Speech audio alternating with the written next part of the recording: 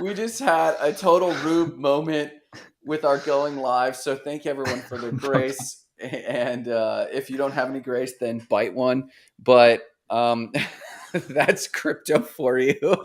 Hey, it's not Web3 to hate if we can't get our post right. So here we are back talking about data ownership, and we're live. Jay, did you find the right one? The new one? Yep. 345. Forget it. Let's go into data ownership.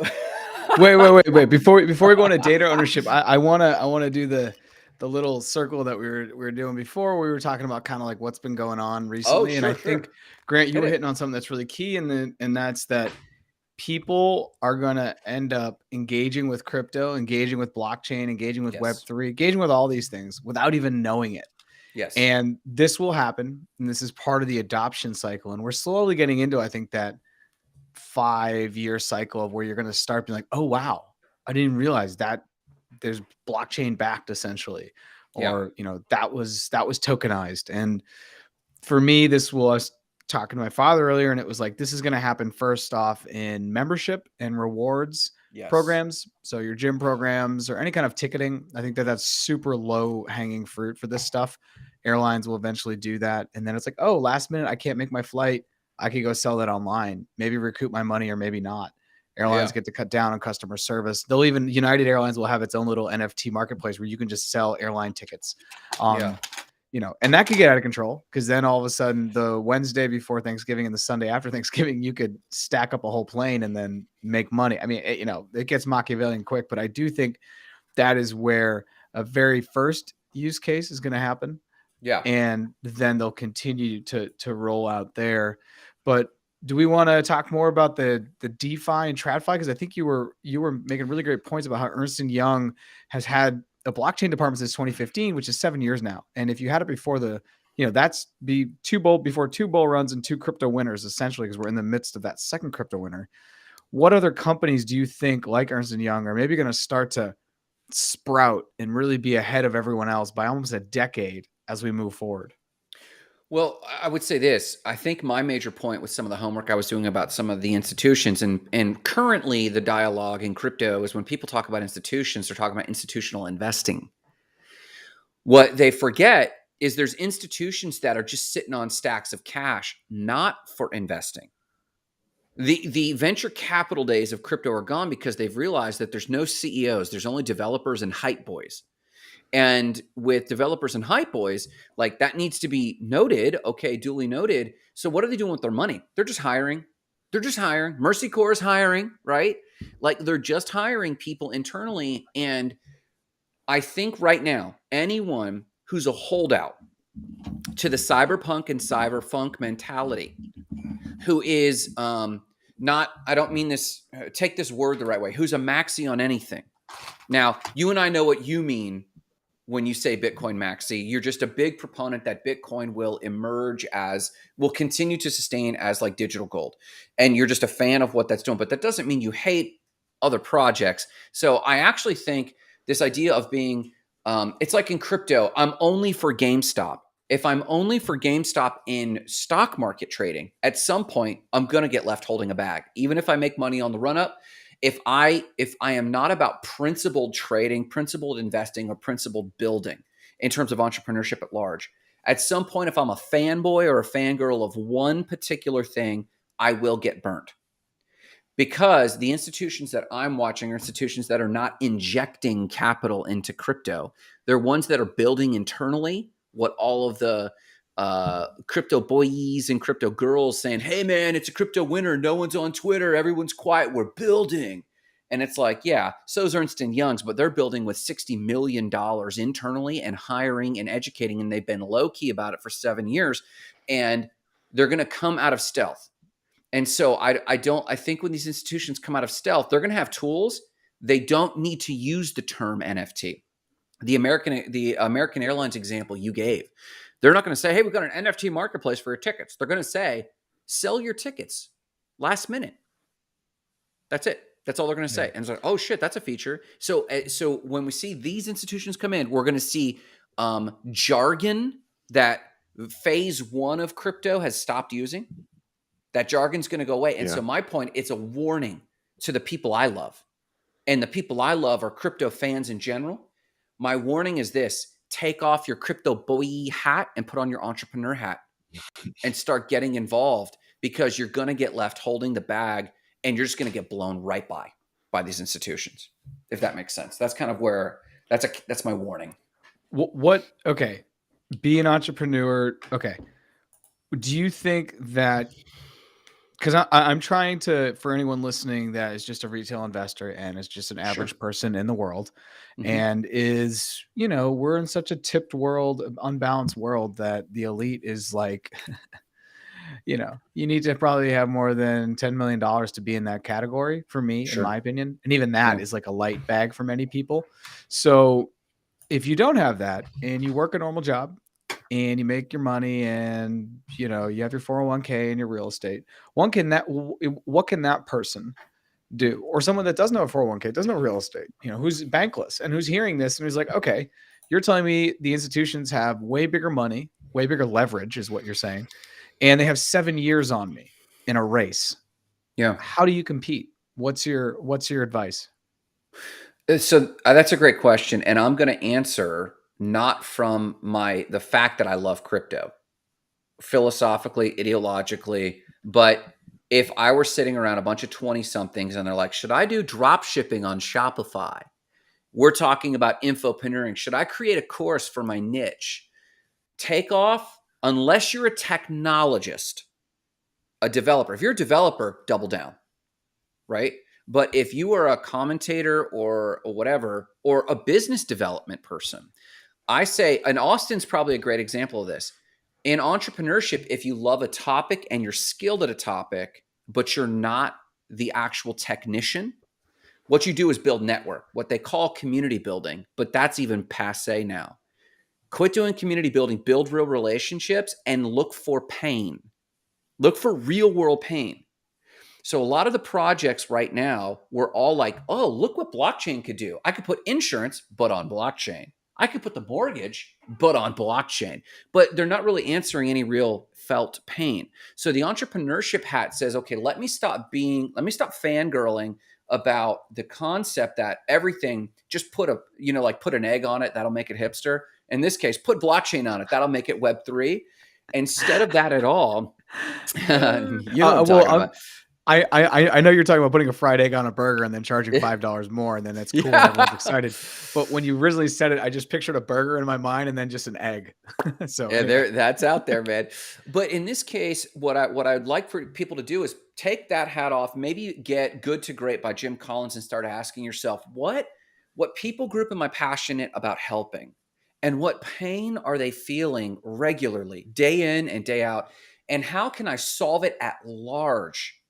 And then maybe crypto can be a part of that.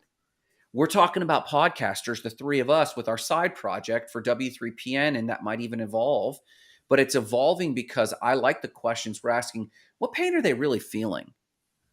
We happen to have an NFT component on the roadmap: learn to earn, listen to earn, memberships, sponsorships, all through NFTs. But let's not call it that.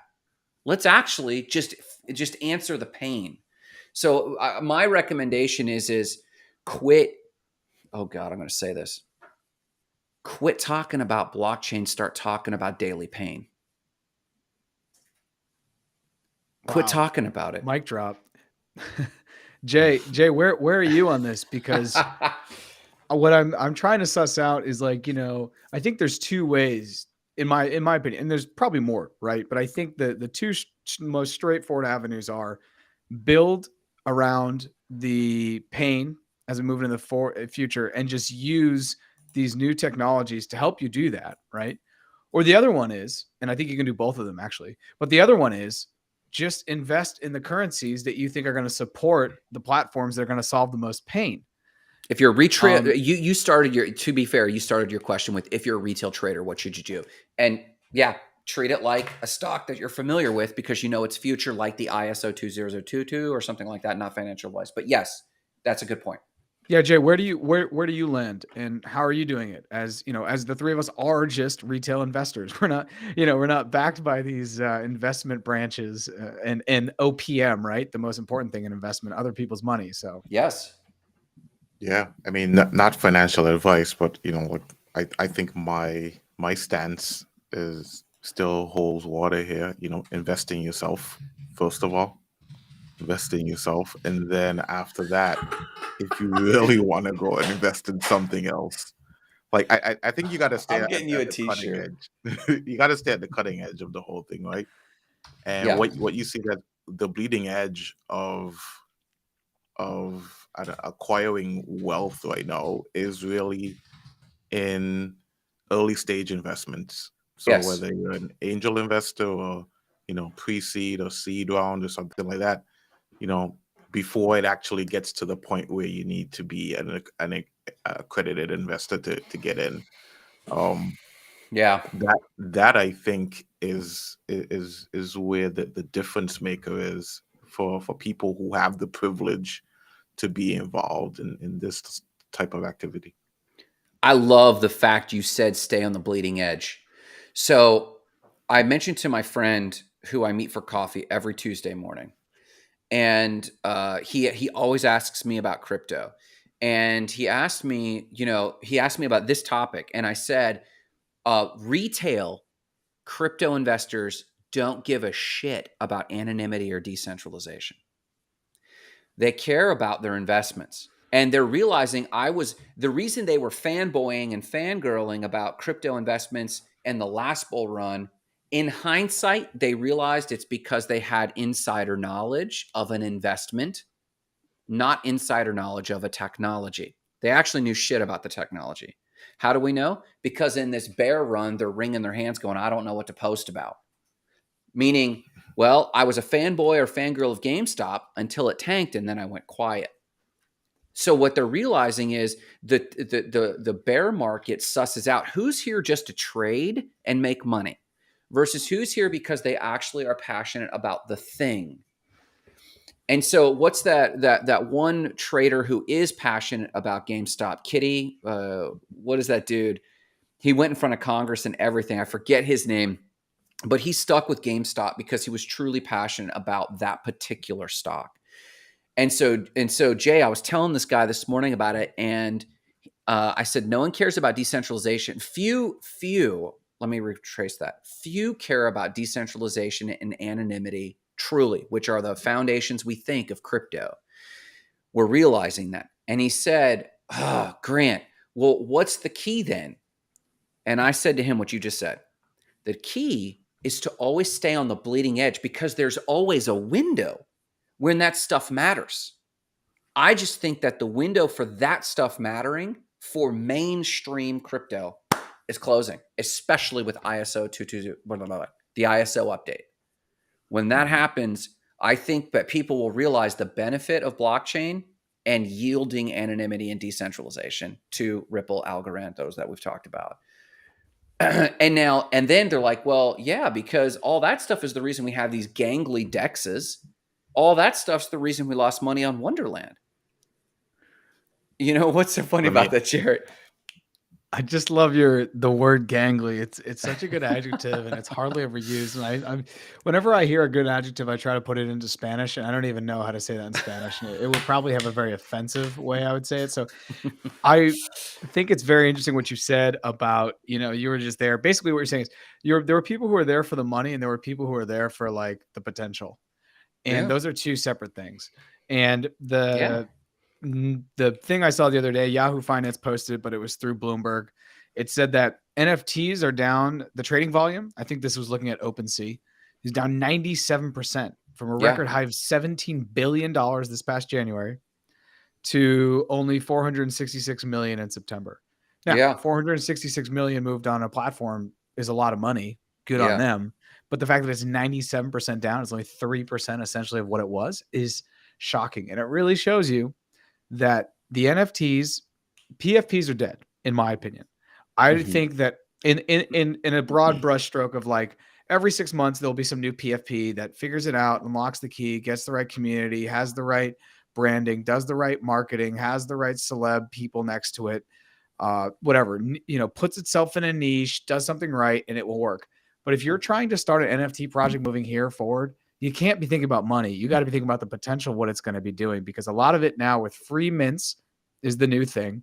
So Yeah. anyways, I just think moving forward, like you said, NFTs are not going to be NFTs. Even with Jose, we're going to be starting Lunch Money Gems. We're going to refer to it as digital assets, at least on all of the flyers. People Yeah. will know what that means who are in crypto, and those who don't know may be like, oh, that's kind of interesting. What is that about? But Yeah. we don't want to say blockchain, NFTs, or any of that. And if we do, it's super, super tiny. And it will be things that the crypto or NFT or Web3 community will understand and pick up on. Like when you see WAGMI, you know exactly what it means. If I saw that like spray painted on a building, or if it was like the WAGMI bar, I'd be like, oh, I got to go in there. But most other people would be like, what is that? Like, so I do think moving forward, the nomenclature is going to change. And that makes sense as it changes with the culture. If we just Yeah. even look at what Yeah. automobiles have been called over their lifetime, Yeah. it's just going to completely change. So, Oh yeah, the horseless carriage, and now, but I would say too, like, this is a very interesting observation anthropologically. Like the language set, like you just said, WAGMI. Like literally 2 months ago, we both would have bought the T-shirt and put the painting in our bedroom, and actually probably still would. I just took the But painting down. yeah, but if we had a date come over, we might pull it down, right? And today, I'm hearing it, and it sounds archaic. It sounds archaic to hear. Now, and that's not because that's not a judgment, that's not a qualitative statement at all. It just sounds like, oh man, it feels a little dated. So, what's the place for that? The underground. The underground will thrive because that's what the underground technologists have been doing with biohackers and the cyberpunk mentality. But for mainstream retail traders, they're going to let it go, and they're just going, instead of NFT ticketing, they're just going to say digital tickets. And you just said digital assets. That's going to be normalized now. Allison says, I agree. NFTs have moved in from, or on probably, from PFPs. This is about NFTs being the tool, digital assets, to change how we do business. And Allison is still up. Props to you, Allison. She's in the UK and she's still awake, It's like man. 9 o'clock. Yeah, It's man. only like 9 o'clock. Grant, Oh, is not it? all of us are on the Only Mark 9 o'clock. Wahlberg Spartan, workout where we go to bed at 6 p.m. We wake up at 2 and we just like lift logs over our heads, Everything after 6 p.m. feels like midnight to me. It is. Yeah, It is an man. abyss. It is an abyss. As soon as the sun goes down, Grant goes down. He's just up and Yeah. down with the sun. But if you think about the PFP movement, I got a question for you. oh, go ahead. Oh, Grant, yeah. She I said got it's a only question for 9 you. p.m. exactly. But But Allison, yeah, Grant goes to bed around 7:30 and gets up at 3:30, and he's got his routine. And I actually am super envious of your routine, and I am starting to dial more towards that. But Jay, please don't let me go on to the circadian rhythm conversation. Please give us your question. Grant, so like if we start thinking of crypto as something that's more than just speculation, which I think is sort of like what you were saying. So we start moving beyond just it being used for financial purposes and actual use cases of the blockchain, because the people who are building it, the ones that are left who are actually building something.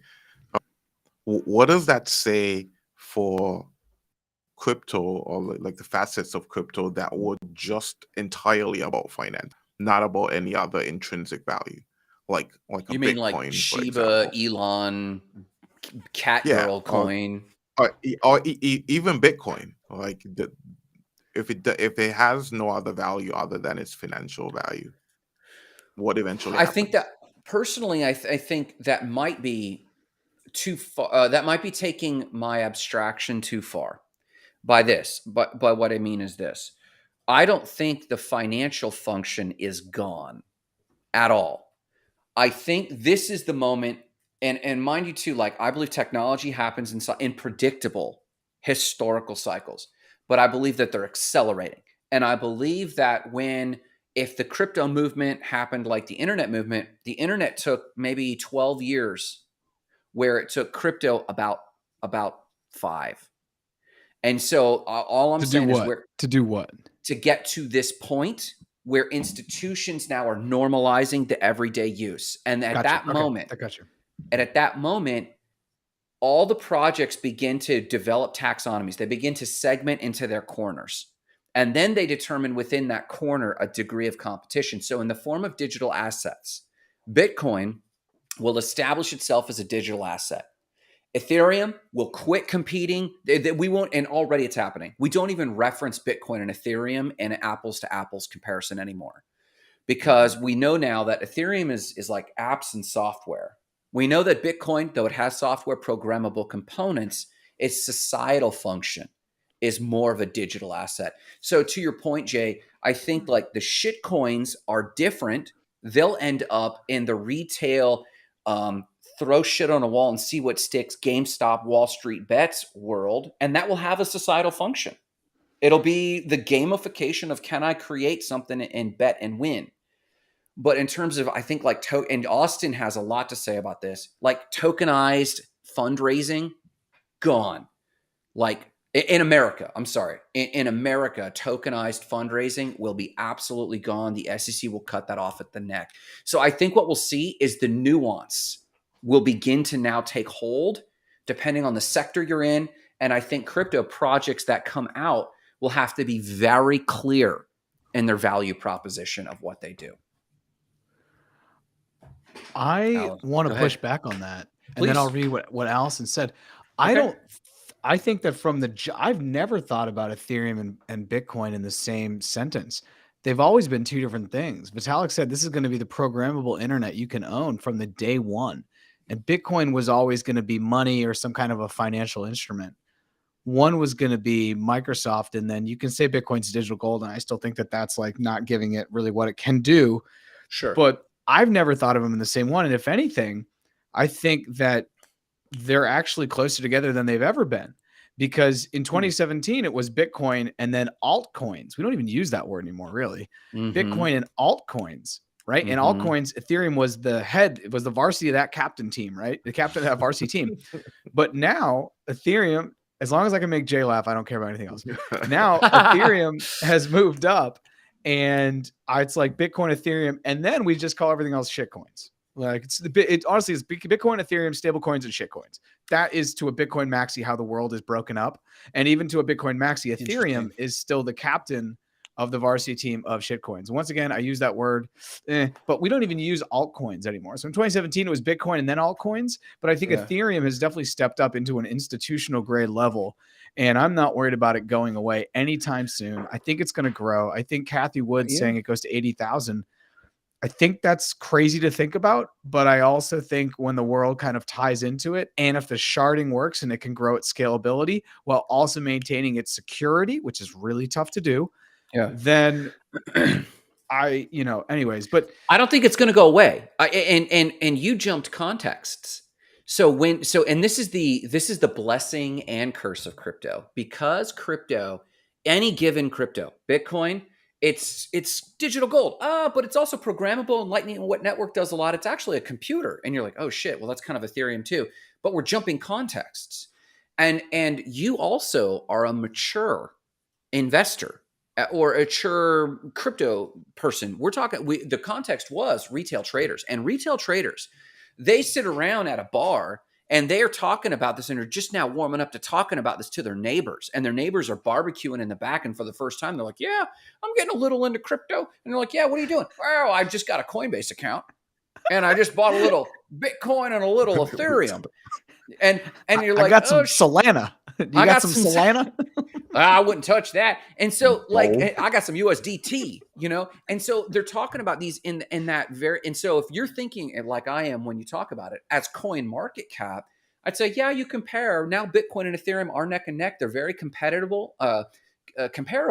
But what I'm calling for is the very near future, as average retail investors look for jargon that's not so jargony, but phrases that make sense. They're going to use TradFi terms. So crypto is going to slip into what we know in traditional markets. And I said this to my friend this morning. TradFi isn't this high-level conspiracy of the man holding people back. It's not like the government and the financial institutions are keeping us all down intentionally, screw us. It's the natural evolution of how we do business in a dominantly capitalistic world. and it will evolve. It's not ideal. I'm not saying any of that. I'm saying it's natural. And so when you have something new like DeFi or crypto or Web3, once the jitters get out of all this newness, but I can't actually buy milk with it for too long. Well, we can in some places, but not exactly. Not for everyone. As soon as that kicks in and retail investors like Ernst & Young show up and Visa shows up and it's all just fluid, it's going to look the same as TradFi. It's going to get absorbed. So Bitcoin's going to end up in ETFs. That's what they understand it. Now, you and I know it's better than that, but that's where it's going to end up. In fact, I mean, that's what Michael Saylor did. He just created an ETF around it, and that's what we understand now. Ethereum's going to go into developer land. Stellar went over to IBM, and now it's just a piece of software for currencies. And so I think that's all I'm saying is crypto, I think, will actually get broken up, and the purists, the holdouts, will actually be the cyberpunk and cyberpunk people, but it's going to feel like Wall Street bets and Reddit. That's Jay, my guess. Yeah, Jay, where are you on all this? I'll make a prediction as well. Uh-oh. I don't know when this is going to happen. It could be 5 years, it could be 10 years, it could be 20. But I predict that at some point, the whole like financial aspect of crypto, that eventually goes away as well. That I think ISO and Swift and the CBDCs, I think they will accelerate what you're talking about. Totally. right, like not in its entirety, but like you're saying, like there will be the CBDC version of crypto, and then there'll be like some approved consortium of coins, Bitcoin, Ethereum, Cardano, maybe, I don't know, whoever else makes it in there. And everything else is unapproved and not usable within, I don't know, G7 or something, whatever. We'll still be able to use MetaMask. We'll still be able to do that, but it will just be for daily ease of use for my average basket of goods. It will just make sense. And you're completely right. Now, the question my friend asked, and I'm going to ask you guys this. He said, well, I mean, the promise of crypto was that it was anti-inflationary. When we get CBDCs, will we just literally say, today it's inflation time, and turn up inflation? And I said, probably. Will we just turn down inflation? I said, probably. Because those are mechanisms of our capitalist system. Go ahead. They're natural. I think inflation is natural. If we went back to puka shells, we'd eventually have inflation of puka shells. It's just how it goes. I love puka shells. So 90s. Puka shells are... I feel like it's not the same thing, though, is it? Because like, how do you mean? With digital, with shells, there's a finite number of shells, and even if shells were being produced constantly, the rate of production can still be measured. Like even with cash as it is now, even though we're not on a gold standard, like we were still previously on a gold standard. So it's like that whole, idea of scarcity that still carries through. But with a digital currency, that has an unlimited supply, I feel like the idea of scarcity goes out the window, and so like it becomes its own beast. No. Yeah, I would want to push back too on Grant's equation of shells or anything. Even if you just take shells, there's only a certain amount of shells that can be there, and most shells come from some type of sea life, which needs a certain amount of incubation period before it will shed the shell, and that's proof of work. So I knew you were going to say proof of work. Good I mean, God. I'm going to get a tattoo just right here. POW.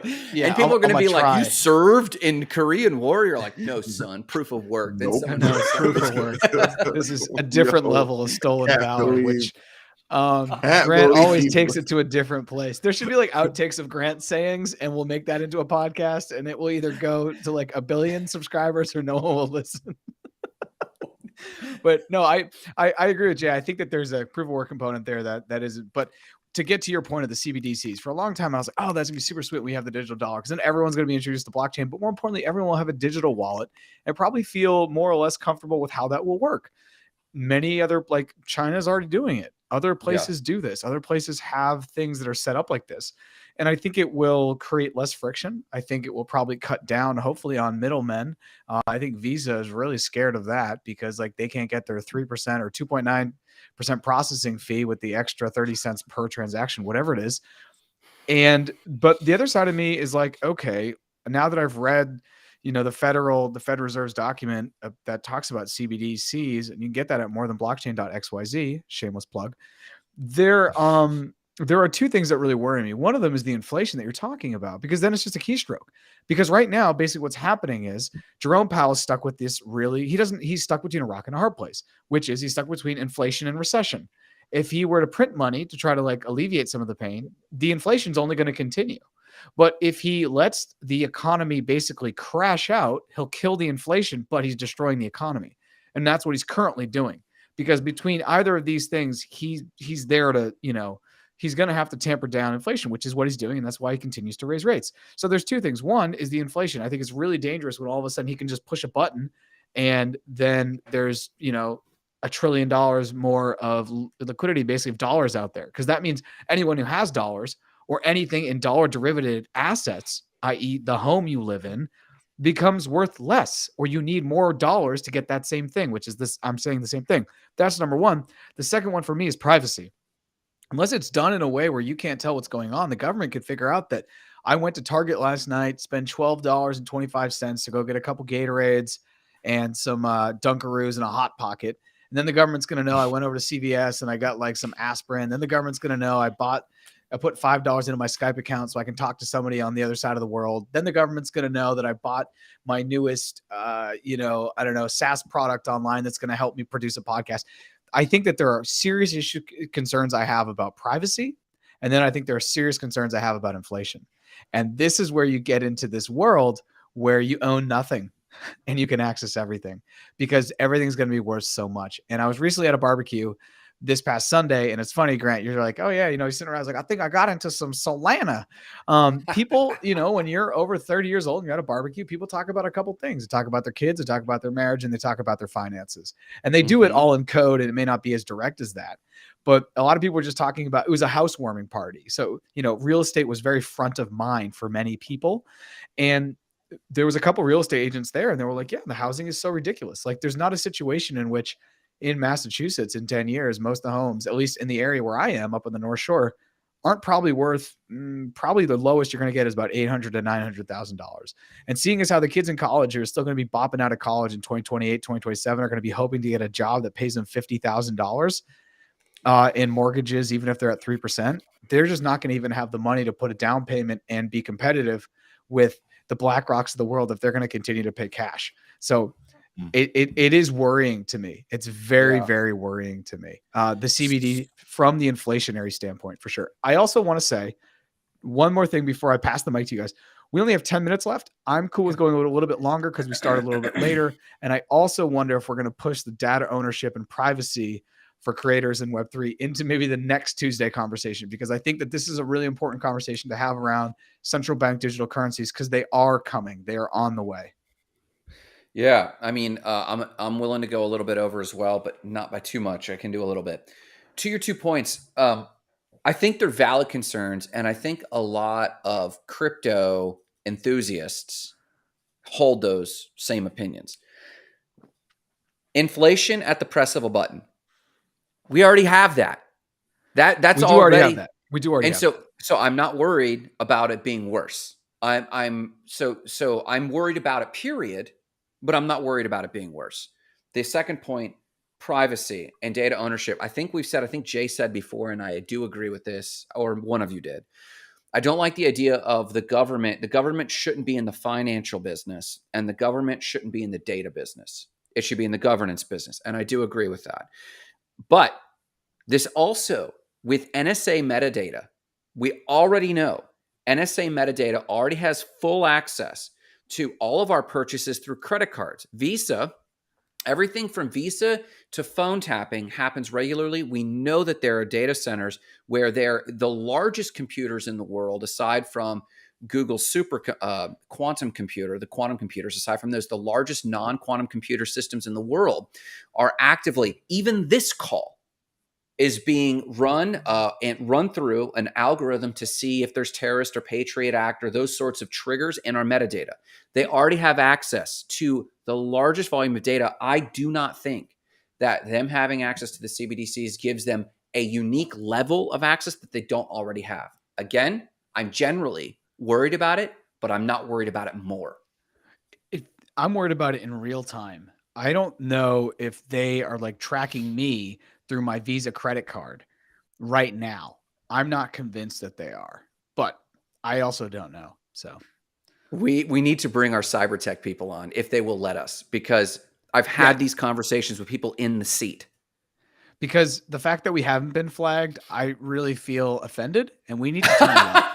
If Well, you guys might not understand. put a flagging, not crypto bros, we need to step up. All right. I'm Step putting up the our pressure game. on you two. I'm let down. I'm disappointed. We need to step it up. To me, it actually speaks to how like there's a lot of conversations where people make flippant jokes. But the fact that the AI, it's kind of like Facebook's algorithm. Something gets flagged and then goes to a real set of people and then it gets analyzed. It's to that effect once people meet certain criteria, and it's getting smarter by the minute. It's self-teaching. And so the volume of data they have to work with language learning and all that sort of stuff. My point is, based on my background and my understanding, I'm not more worried about it with these technologies. And that boils down to my conclusion on these 2 points you make, which I hear, and I think people are concerned. But for me and my part, I'm not, because rationally they already have access to all of this anyway. I think what people's biggest pain is, can I get my money, liquidity, and can that money move quickly, velocity? CBDCs do that even better than cash. Even better than cash.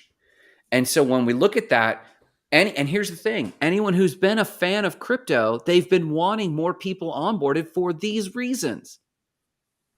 Now, there are the group of people. Let me ask. This will be a question. Let me form this as a question. Did you guys get involved in crypto to avoid the man or to be part of a technological revolution? Knowing what we now know, in hindsight, why did you love the idea of crypto? Either one of you. Jay, please.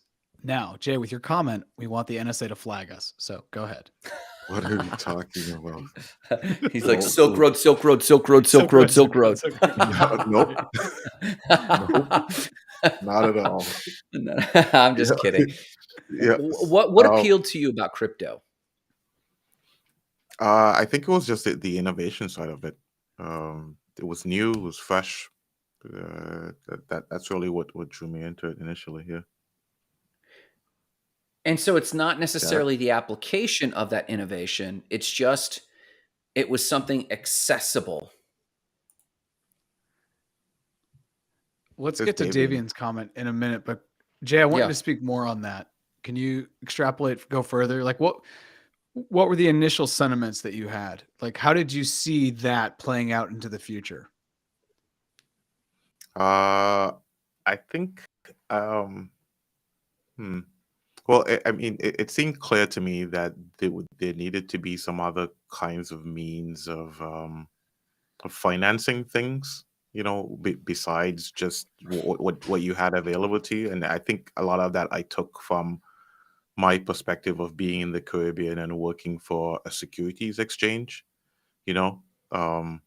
So like if you live on an island in the Caribbean and you wanted to trade, the only thing that you had access to was the exchange that was your local exchange, and maybe they had access to 30 other companies, and so like that, and that was the extent of what you could accomplish, and just because of that geographical boundary. And then having access to crypto then gave you this opportunity to invest way beyond your geographical boundaries.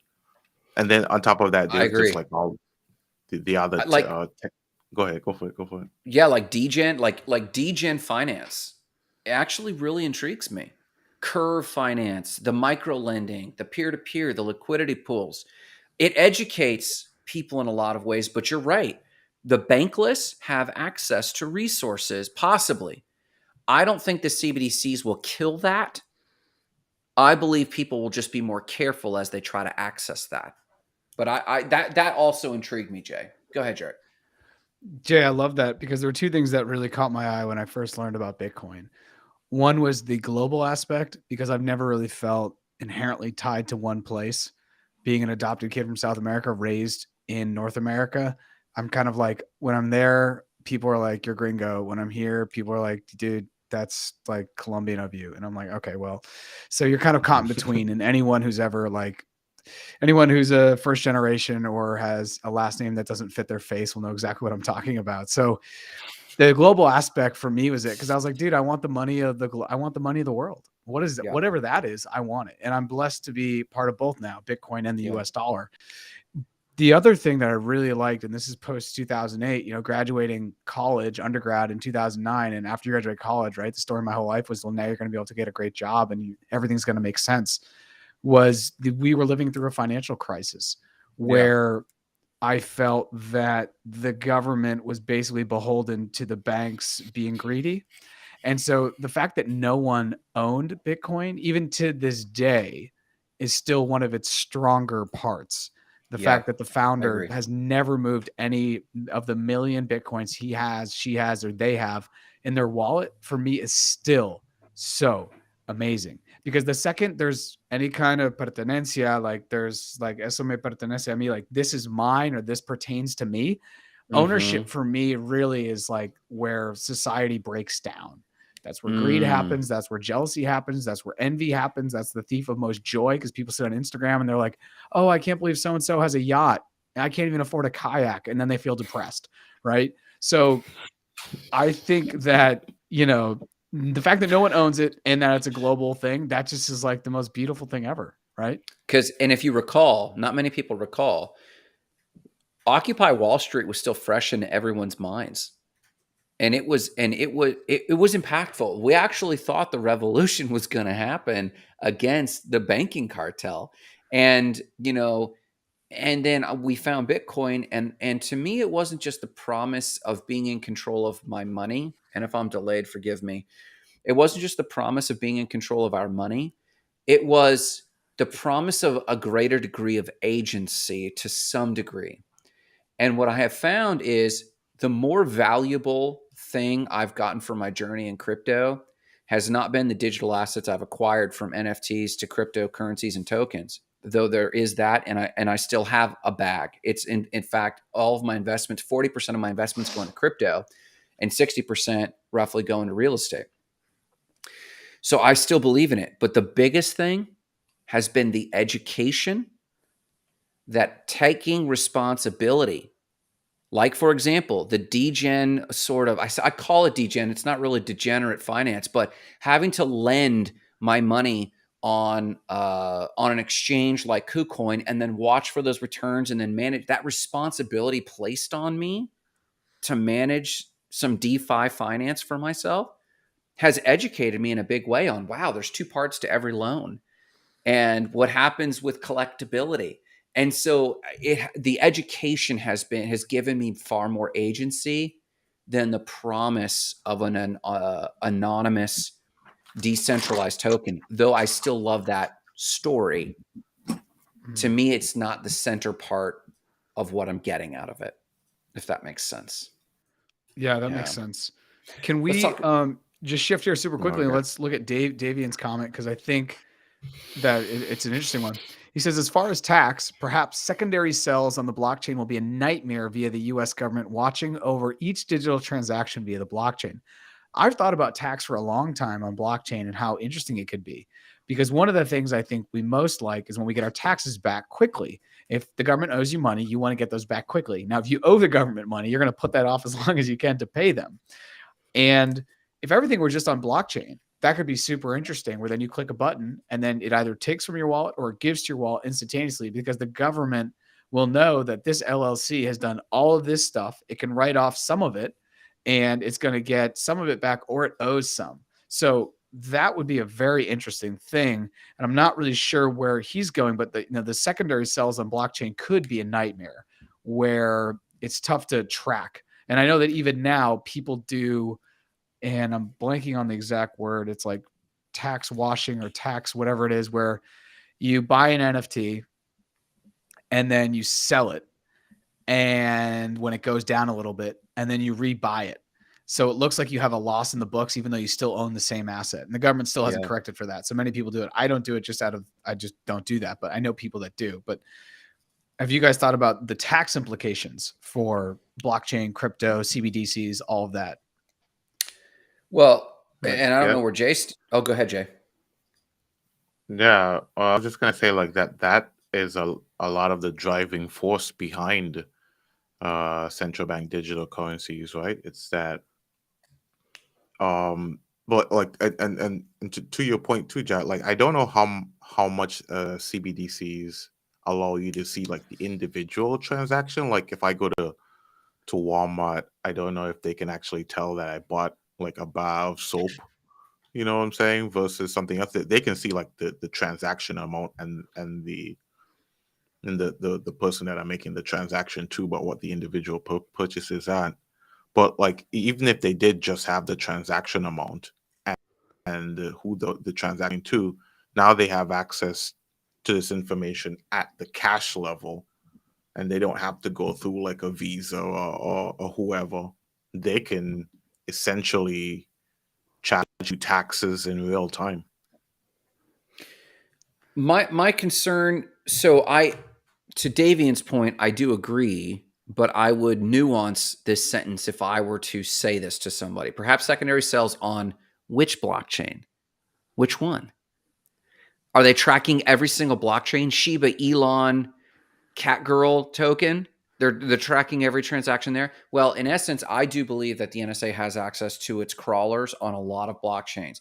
It would still be difficult to get all transactions on all blockchains. And so if someone was supremely concerned about tax implications on transactions, including secondary sales, um, I think that there will be blockchains for that to get off of that system. They will control anything that enters their system, but we've had this problem to date. This is the same problem with filing taxes for the last 2 years, 3 years of anything that enters the mainstream fiat system, and CBDCs will be part of that fiat system, right? Like anything that enters the fiat system will be risking this. And so we have to look at those blockchains. And right now we know of at least 6 that they could, if they wanted, say, okay, that transaction on IOTA, I can see it there. But there are a few of the 6 are made for abstraction. So at least they're making appearances with some of these selected cryptos that they're trying to abstract your information from them. But you and I both know that doesn't benefit them, so they'll take that information anyway. But I would say that there are thousands of blockchains. I think And that go ahead. Davian's referring to strictly just CBDCs. Oh, it could be. And if that is In our CBDC talk, hence the tax. Yeah, Yeah, I you're right. think Okay. the spending of money, but I never thought about Jay's point, but I love it that you may just spend your taxes in real time when you buy something or you sell something, and the profit just gets Mhm. taken from you like in that moment, which would be very interesting because I would actually just prefer that. And then at the end of the year, I can say, hey, I need this much money back because I wrote off this much stuff. Yeah, Yeah. just CBDCs. Yeah. Okay, I Because you're apologize. Yeah. right. Yeah, it'd be so hard also with the volatility of those things to figure out, oh, on September 12th, you bought this with Catcoin, and then it was worth this much in the equivalent of the US dollar or CBDC or stablecoin, however you want to say these things. That's just like an algorithm that's so unnecessary for humanity. But Interesting. That is yeah, interesting. That's interesting because from a business perspective, if I had net 14 days on my invoices versus pay me right now, that 14 days doesn't sound like a lot. But that net 14, that money is sitting in my account accumulating interest versus the person who hired me's account collecting interest, that delay of 14 days built up over all of my invoices over all the year matters. And so if the US is taking that tax from me immediately, that has huge implications because even if I sit on that amount in my own account, which I do, I have a tax account, it sits there and collects me interest. And then at the quarterlies is when I do it. I pay the quarterly out, that goes to them, but I made that interest and that's me. So I would have beef. I would have beef with this, but I wonder if that's built into the mechanism. Technically, the technology is available for us to flick a switch and say, no, I'll pay quarterly versus immediately. but will they give us that option? That's a great question. That's a good question. Yeah, because the quarterly, I have the same thing with my LLC. I have the whole tax. You know, you have all the bank accounts, and you have your one for your tax, and you leave money in there, and it gives you a little kickback, and you get to keep that. That's just for you, just having that money and being a good, basically, business. We're coming up on 10 minutes over. Should we do some wrap ups, and then we will invite people to Saturday, Yeah. excuse me. I'll do my shout out real quick.